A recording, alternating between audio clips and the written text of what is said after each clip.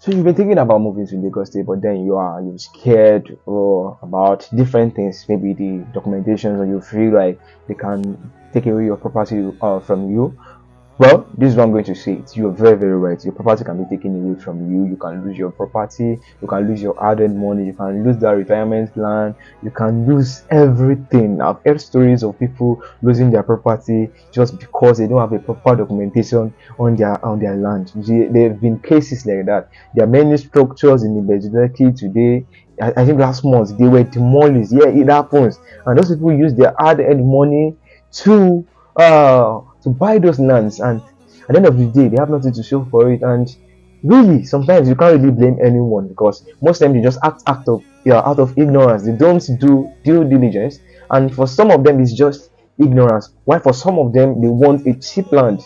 Now a land normally that they're selling for 1 million, you want to buy it for 200k. Oh, come on, you should know what's going to be coming out of that. So today I'm going to be teaching us about documentations that are legal, documentations that are legally backed up by the government, documentations that when you have it, you don't need to be scared that someone is coming to take away your land from you. Maybe your money is coming, or government is not coming. That's what I'm going to be sharing with you. Then I'm also going to be explaining those documents that if you have them, you will still not cleared, your land can still be taken. So don't feel like I've arrived and not like that. I'm going to be explaining everything, not sugarcoating anything.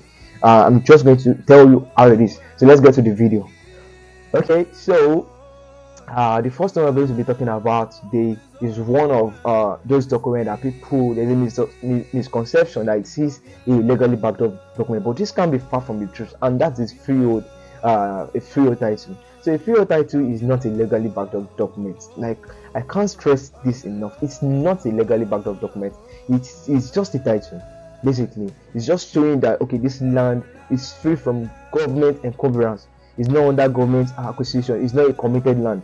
A committed land is a land that government has already said, okay, we've proposed this structure for this in the next 2-3 years. We're going to be doing this year. We've had many situations like that where the government is going to say, okay, we are going to be using this place for stadium. We're going to be using this place for forestry, for agric or whatever. They've acquired those land for different purposes. So and you see people building there, and years to come, you just see that they are demolishing their house. You won't know why. Some maybe road is passing their house.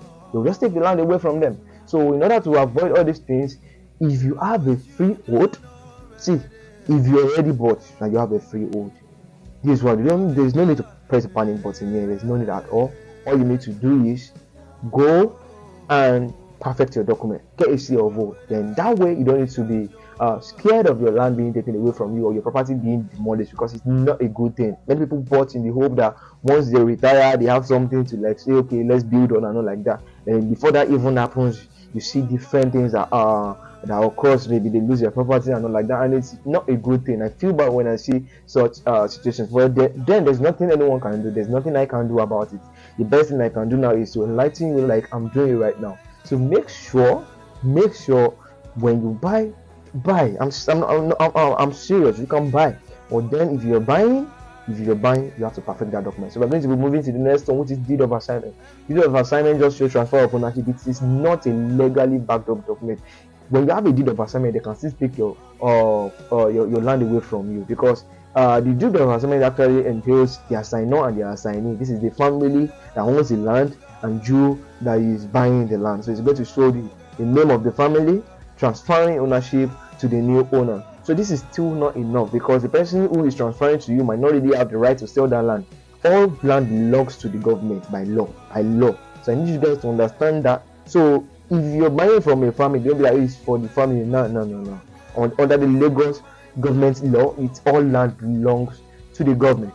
So I want you guys to understand that the deed of assignment is not enough to save you from your land not being taken away from you. Alright, the next one we're going to be talking about is CFO. This one is a very popular one, and most people knows what CFO is actually, and it is the highest form of document you can actually get on a property in Nigeria. So if you have a CFO, yeah, exactly. Yeah, you can dance, you can be happy, don't need to be stressed. In fact, you don't need to stress yourself. The property is with we there. Nobody's coming to take away your property from you. You are short and you can rest. Like, and it lasts for 99 years actually. So you own that land for the next 99 years. 99 years. So you don't need to be stressed, you don't need to be afraid. So that's quite straightforward. So you have no problems if you have a COO. So the next one I'm going to be talking about is accession. It's not a common one, but there are still some lands that have accession. And what happens with accession? If a land has an accession, this is what really happens. I'm going to tell you a little story. It's as if it's just more about an illustration actually. It's as if Agbabi Aka's family owns the land, maybe let's say at Yaba. Then the land was taken away from them, because all land belongs to the government, of course. So they proposed the land for maybe an airport or a stadium or something. Then Agbabi Aka's family will now go to the government and say, sir, this land in the year 1990, blah, blah, blah, stuff like that, will provide evidence. It was owned by our forefathers and we've been there. So they provide evidence and the reasons why they should give them the land back. And this is what happens most times. The government does not give them the full document back. They are just going to give them a part of the land and say, okay, we're excising this portion. That is where the word accession comes from. We're excising this portion for you, so this is your land now. So the part they are giving to them now is going to have a title accession. So maybe they have 1,000 square meters. The land is normally 1,000 square meters, and now they are excising maybe 400 square meters for them. So that 400 square meters, now they have the right to sell it. So if they're selling for you, they're going to give you an accession on it. So the family has the right to sell that 400. If they sell more than 400, anybody they sell the rest of the 600 to, wahala, like, because that is already on that government acquisition. So wahala. So the next one I'm going to be talking about is a gazette. So a gazette is actually similar to accession. Some people mix it together, but it's not. It's just an upgrade, and a gazette is an upgrade. A land cannot have a gazette when it has not had an accession. So it needs to have an accession before it can graduate to gazette. It's like the senior brother actually. If that is a thing, I don't know.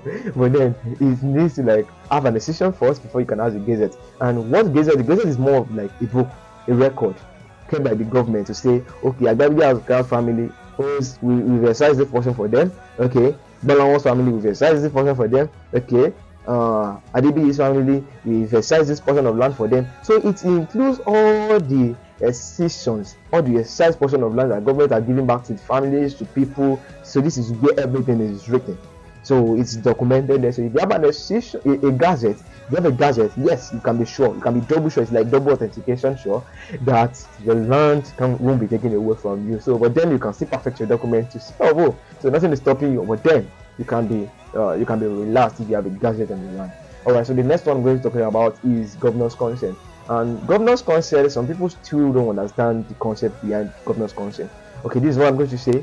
If you have a COO on a land, if you want to sell that property, there can't be two COOs. So whoever you are selling to cannot get COO again. So people will, I've heard cases, I've had clients, they will say, is that COO? I will say, sir, there can't be two COOs. This man is already has a COO on this land.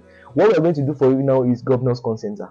So that's it. You just have to do a government. There can't be two COOs. There can't be two COOs, just one. So if you're buying the land from the person, so now they're going to do a governor's consent for you.